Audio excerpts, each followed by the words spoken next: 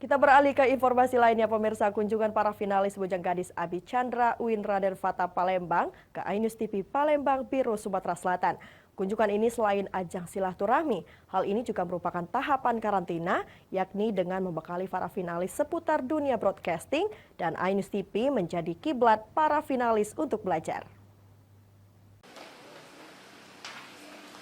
Sebanyak 13 pasangan finalis Bujang Gadis Abi Chandra melakukan kunjungan ke iNews TV Palembang, Biro Sumatera Selatan. Kunjungan ini sebagai ajang silaturahmi dan juga pengenalan serta pembelajaran para finalis terkait dunia broadcasting. Keingintahuan yang besar pun terlihat jelas dari deretan pertanyaan yang dilontarkan para finalis.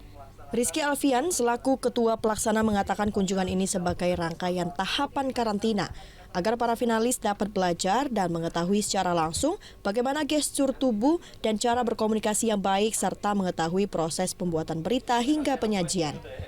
Di lokasi yang sama, Ardiansyah Nugraha selaku Kepala Biro iNews TV Palembang menyambut baik kunjungan ini dan berharap kepada para finalis untuk memanfaatkan momen ini sebagai pembelajaran dan ilmu pengetahuan dalam dunia kerja.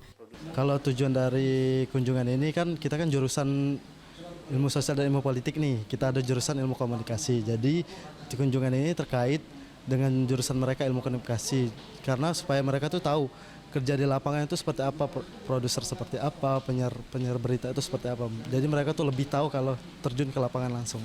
Ya kita menyambut baik karena tujuan mereka itu untuk menambah ilmu, bukan hanya secara teoriti, tapi juga mengenai prakteknya seperti apa, khususnya di zaman digital seperti ini. Ilmu yang didapatkan akan menjadi bekal penting dalam dunia kerja. Dari Palembang, Erwin Setiawan, iNews melaporkan.